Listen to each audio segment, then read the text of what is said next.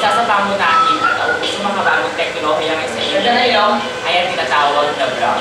Samahan niyo ang discovery ng mundo ng vlog at kilalanin ang mga taong magagamit. Base sa wikipedia.com, blog means weblog, a website publication where an individual or a group of people can write articles, post photos, and express anything they would like to post in the World Wide Web on a regular basis. Itinanghal sa Time Magazine ng mga vloggers bilang 2006 Person of the Year as You. Sa ngayon, maraming vloggers ang nagtitiwala sa paggamit ng vlog. Dahil para sa kanila, kinukonsidera isa itong place to inform and to be informed. Itinuturing din itong isang alternative avenue para sa human expression at social interaction.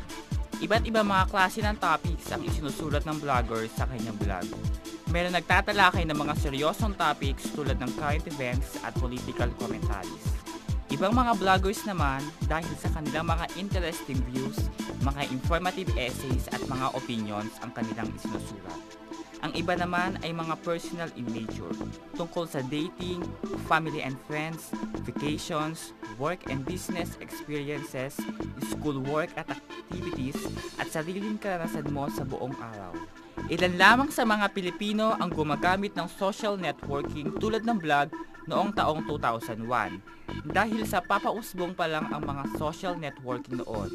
Pero ngayon, umabot na ito sa milyon-milyong mga rehistradong vloggers dito sa Pilipinas. Isa si EJ sa mga milyon-milyong Pinoy na nahihilig ngayong gumamit ng vlog. Mahirap ang kanyang trabaho bilang isang human resources specialist sa isang call center company. Para sa kanya, ang pagbabloging ay isang paraan to share ideas and interests with others around the globe. Kasi ang pagbablog ay isang magandang stress reliever.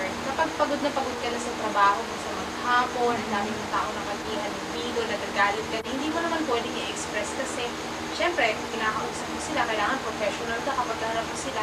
Yung vlog, isang magandang outlet yan. At the end of your day, pwede mo isulat doon lahat ng naramdaman mo nung araw na yun. Kung galit ka dun sa tao, nag-visit ka sa traffic, natisod ka, galit ka sa boss mo, pwede mo isulat lahat dun sa vlog and it will give you a sort of isang magandang outlet yan.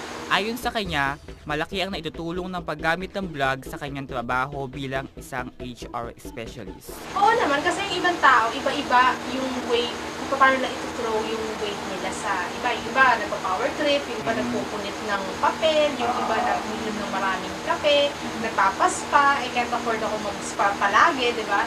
So what I do, I usually vlog ko nga, tapos I write everything na nangyari sa akin na sa tingin ko, makaka-lessen ng stress na nararamdaman. Okay, sa social life ko naman, iba kasi it's your online social life na tinamaan impact ng vlogging na yun. So, not literally na nagkaroon ako ng maraming kakilala na may nakadate ako, na parang phone pal or pen pal, hindi ganon. Kundi yung mga friends ko way back in high school, nag-leave sila ng comment. To my surprise, binabasa rin pala nila yung vlog ko. Hindi ko talaga akalain na may nagbabasa ng mga vlogs ko. Yung mga sinusulat kong article doon, yung iba, controversial masyado, nag-iiba ng comment, hanggang mga 10 sila. So yun, nakakatuwa kasi nakaka-relate sila dun sa experiences ko, kaya nag-iiwan sila ng comment. Sometimes sinasagot pa nila yun dun sa vlog nila mismo. Ito yung sagot dun sa article mo ha. Iba-iba. Kasi basically, tungkol sa day-to-day life ko eh. So as an HR, kunyari naka-encounter ako sa isang interview ko ng isang medyo weird na tao. Kasi you're aware, sa HR talagang ang dami mong makakasalamuhan na tao. For example, nainis ako sa kanya, susulat ko yun sa vlog ko, but I always make it a point that I keep his or her anonymity. Hindi ako nag-name names ng kahit sino. Kasi bawal din yun. It's parang code of ethics ng mga HR specialist. Gano'n. So sometimes naman, yung mga funny experiences, like kunyari, gubimik, gano'n. Minsan naiinis ako kasi traffic, na-late ako. Basically, anything and everything under the sun. Kahit anong gusto mong isulat, pwede mong isulat. That's one thing na maganda sa vlog. Pwede mong isulat lahat ng gusto mong isulat ng walang sasaway sa'yo. But also, you have to be aware din sa consequences na you face. Sa flow ng conversation namin, na itanong ko kay EJ kung mayroon ba siyang na-encounter na unique and unforgettable experiences sa paggamit niya ng vlog. Meron ako sinulat na article ng title, Silang Mga Lalaki. So, sinusulat ko doon lahat ng mga topak nitong mga lalaki, di ba?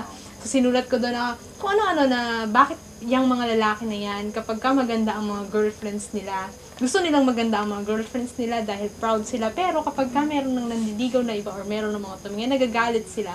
Yung mga ganong, basta yung mga ganon, sa compilation ng lahat ng mga kapraningan ng mga kalalakihan. Tapos meron akong mga na-offend, not really offend, pero syempre may mga sumamaan loob. Na nagulat ako yung mga high school friends ko, nabasa pala nila ng mga lalaki, mga CAD officers pa man din before. Tapos nag-leave ng comment. Tapos yung mga comments nila na yon, talagang mga malalalim na nagulat ako kasi in English, talagang sinabi nila na hindi naman lahat na lalaki ganyan, it's a matter of maturity, ganyan. Tapos meron talagang isang tao na sumagot talaga sa personal mail ko, sa Yahoo mail ko. Nasabi niya sa akin, hindi ganyan, mali ka dyan, hindi lahat ng tao ganyan. Naramdaman ko na naka-offend ako ng tao. So what I did, tinanggal ko na lang siya dun sa vlog ko para wala na lang away. Then I parang inano ko siya naglagay ako ng iba na kaming mga babae. That's another article naman na iniwan ko dun sa vlog ko. But no, kasi unang-una, it's my vlog. I can write anything that I want. Ngayon kung makakasakit sa ibang tao yon, hindi naman it's their problem na masyado akong stoic para hindi ko maramdaman yung nag-feel. Kasi basically, ini-edit ko na yun. Kasi tingin ko masyadong offensive, hindi ko naman isinusulat talaga. So why would you be bothered? Wala naman akong minimension na names. I preserve the anonymity of the people that I write there. So there, hindi ako bothered kung makuha man nila yun, kung makita. It's for everyone to see.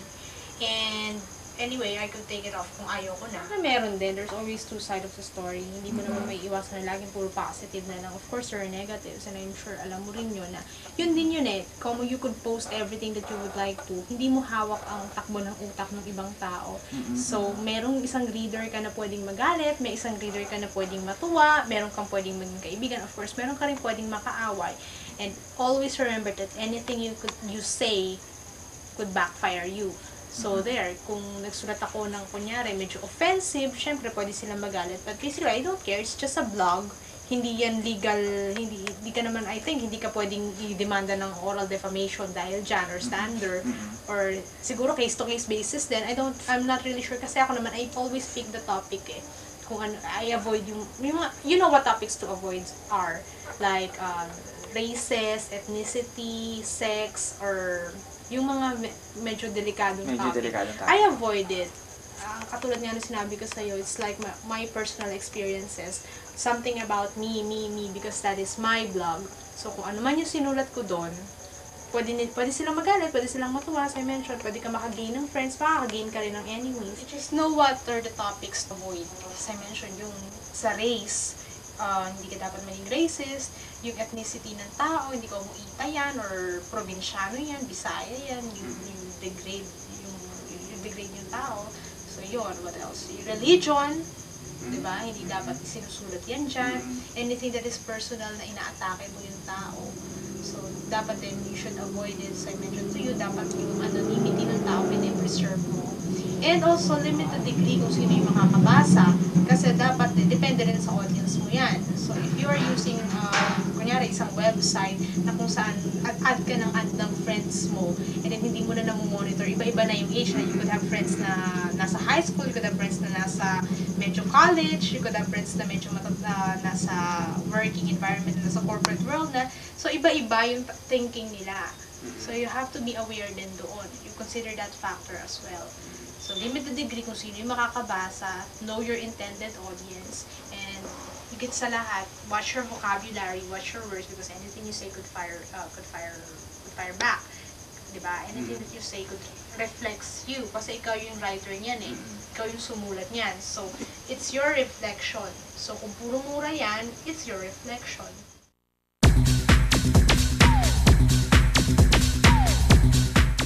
Katulad ni EJ, isa din si Mr. Dante Peralta sa maraming gumagamit ngayon ng vlog. 2 years na siyang nagpa-vlogging at itinuturing niya ang vlog na isang personal online journal or diary. Nakapanayam ko siya at ikinuwento niya sa akin ang iba pang aspeto ng paggamit niya ng vlog. A good way of releasing stress then today. It's also a way of preserving one's memories for posterity, so to speak. So, magandang advantage is that when you meet people online and you want to, kumbaga, have a means of introducing yourself. Usually, directing them towards your blog is a very convenient way to do that. Sa akin sarili, it would probably be as a means of self-expression. Pero sa social life, I don't think it really does make an impact whatsoever. So in terms of that, no. Pero mostly for myself, it would be a means of self-expression and a means of relaxing at the end of the day. So yeah, that would be my answer. Probably because it's a blog is accessible anywhere that there's an internet connection, and it's easy to edit the contents of a blog. Whereas if I kept it on paper, it doesn't last that long, and it's not as aesthetically pleasing to the eye, so to speak. So that's why I chose the blog. It's not so much about opinions. Usually it's just me trying to make sense of what happened during the day, or trying to record an event I want to remember later on. I don't really like make controversial comments, nothing like that. It's just like a diary. So it's not really that not really meant to be an avenue for commenting on my part. Usually if I find a profile on like MySpace or like on Friendster, and usually I want to know more about a person, especially when I've met them before. It's interesting to see what they have in their blogs. It's just like a way of getting to know them a little better. And then if ever I meet them again, then at least we have something to talk about that I read from the blogs. The blog service I use, it's a free blog service. But what's really cool about them is that there's a safety feature. You can control up to what level is viewable. You can determine if it can be seen by the public or by just a certain or a particular group of people. Well, the disadvantage probably is the level of privacy. That's why you have to be very careful what you would place in a blog, because it is on public domain. Anybody can, if a student, for example, knows where it is, he or she could easily read my thoughts, which are on the blog. So I think you have, it's the biggest disadvantage is you risk some of your privacy. Pero in my opinion, the rewards of self-expression and letting your friends be up to date on what's happening with you outweighs the disadvantage. You just really have to be careful what you do include in your blog. Wala lang, parang it's like a creative writing exercise. Usually I blog like late at night, so I'm too tired to really feel anything else. First you gotta make sure you're using a free blog service, and then also be very careful what you do include in your blog. Make sure it's something that you're okay with other people knowing, and if there are things that are more confidential, then make sure you know how to use the safety features of the website that you use, just so it doesn't become public knowledge. Also, probably a good advice is, well, from a creative writing standpoint, have a theme for your blog, so that it's not just about trivial things. Usually, because it takes a lot of time to blog, might as well write about things that are that do matter, either to you or to your friends or to the prospective reader of your blog. Whether these readers are given notice in advance that where your blog is, or if, for example, they just stumbled upon your blog.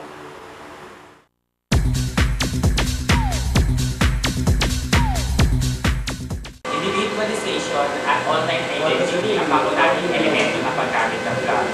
Para sa bloggers, blogging is the act of writing. Anumang mensahe o artikulo, maging ito man ay formal o hindi formal, the main factor ng pagpa-blogging is the freedom to express virtuality anything. Pero hindi lang basta-basta ang paggamit ng blogging. Dahil maaari kang kusuhan dito. Ayon kay Jesus Dicini, isang cyber lawyer at Lupi Law professor, ay naniniwala sa legal na implikasyon ng blog at bloggers. Dahil natutulad ito sa jurisprudence ng US law, ilan sa mga legal issues na pwedeng harapin o isampa sa bloggers ay una, defamation. Pangalawa, intellectual property, copyright, trademark. Pangatlo, trade secrets. Pang-apat, rights of publicity. At panglima, private facts and inclusion.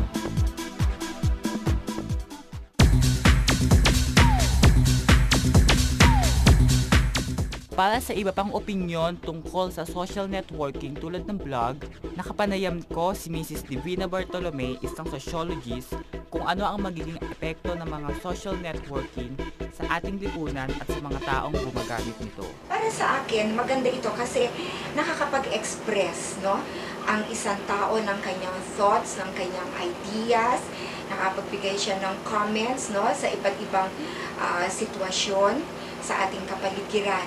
Kaya sa akin maganda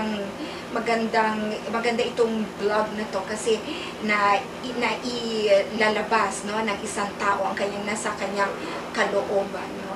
Para sa akin ang social relevance nito ay yung communication, no. Yung komunikasyon mahalaga yan no, sa ating mga tao. Kasi kung walang komunikasyon, diyan lalong nagkakaloko-loko, nagkakaroon ng mga misunderstandings, no? At kung ano-ano pang mga hindi magandang epekto. Pero sa pamamagitan nga nitong mga nauusong ngayong mga social networking, no? Na i-communicate natin sa ibang tao ang mga, gaya nga sabi ko kanina, no? Mga thoughts, ideas, no? Which I think is very important nowadays, no? Communication is very important sa lahat ng klaseng relationship, lalo na sa social relationships ng mga tao, no? Yang communication. Sa akin, ang society ang nagdidictate, no? Na kung ano yung tinatawag nating in, what's out, no? Sa ating society. At parang sa mga tao naman, no, siguro consciously or unconsciously, sumusunod tayo sa kung ano yung sinasabi ng, kasi ang society ay composed of people yan no? So in short, tao rin, no? A group of people na siyang nagdidikta na kung ano ang makabagong trend, kung ano, let's say, ang what's in fashion. Okay, so malaking bagay yan. Talagang malaki ang influensya ng society sa nitong mga makabagong teknolohiya natin, no? Na kultura yan ng mga Pinoy. Now, kung natatandaan nyo pa yung Philippine history nyo, no? Yung sa mga ninuno natin, yung sa unang pala, no? Sa kauna-unahang pagkakataon na sinakop tayo ng mga dayuhan, nung mga nakita ng mga ninuno natin na mga dala nilang mga bagay na wala sa atin, kaagad-agad nilang na-adapt yung mga bagay na yan. Naakit sila, nabighani sila, no? Na gusto nila talaga na magkaroon din sila ng mga bagay na yan. So, after yung sa mga coming of siguro na mga dayuhan, no? Most especially yung mga Spaniards, yung mga Americans, no? Nakita natin na lahat ng mga dinadala nila sa atin, talagang click na click sa mga Pinoy yun. No? Talagang pinapatronize nila. Kumbaga talagang Filipinos are fond of anything that is new, trendy, no? In fashion. No? Talagang, kaya para sa akin talagang ito ay bahagi ng ating kultura. Kaya meron tayong colonial mentality, 'di ba? Na kung ano yung mga western, no, yung mga western made, mga US made, mga European made, or even basta imported, no, talagang gusto natin 'yan. Pinapatronize natin 'yan. Madali tayong maakit sa mga makabago at mga magagandang mga teknolohiya, no? So para sa akin, no, yung opinion ko, no, pag ikaw naglalagay dyan, maaring makaengkwentro ka ng may mga negative, no? May mga negative effects yan, may maganda, may positive effects, no? In such a way na hindi lahat maari nung pananaw mo, nung comments mo, nung thoughts mo, ng ideas mo, ay maging kapareho din noong sa ibang tao, no? So maaring makakaengkwentro ka dyan ng mga criticisms, no? Merong pupuna dyan sa mga isinulat mo at meron din namang sasangayon. Alam mo sa isang tao, no? Kasi yung Friendster, no? From the word itself, friends, no? So, you gain friends, no? Marami nga akong naririnig dyan na talaga umaabot ata ng 1,000, no? Talagang ganoong kadami. So, imagine having so much friends, di ba? So, para sa akin, number one, no? Sa tao, pag sinabi natin marami tayong kaibigan, nakaka-boost yan ng self-esteem. Di ba? Oy, ako, ganyan, ganyan, ganyan. Marami akong, I've made so many friends na, ganyan, ganyan. Nakakatulong yon, no? And plus, of course, through this, these friends, rather, no? We learn. No? We learn in such a way na when they share their experiences in life, no? Natututo tayo. So, as a person, ako naniniwala ako na lalo na yung mga positive, no, na naririnig natin, no, sa isang tao, sa mga nakaka-enkwentro natin, sa Friendster, no, nakakatulong siya in such a way na i-enrich yung buhay natin, no, through others' experiences, no, other people's experiences. Hindi masamang gumamit ng makabagong teknolohiya, lalo na kung ito ang makapagbibigay ng karagdagang kaalaman para lalong maginang ang sariling kakayahan. Kailangan na ng basto at tamang paggamit nito upang patuloy na makaunlad ang ating sarili.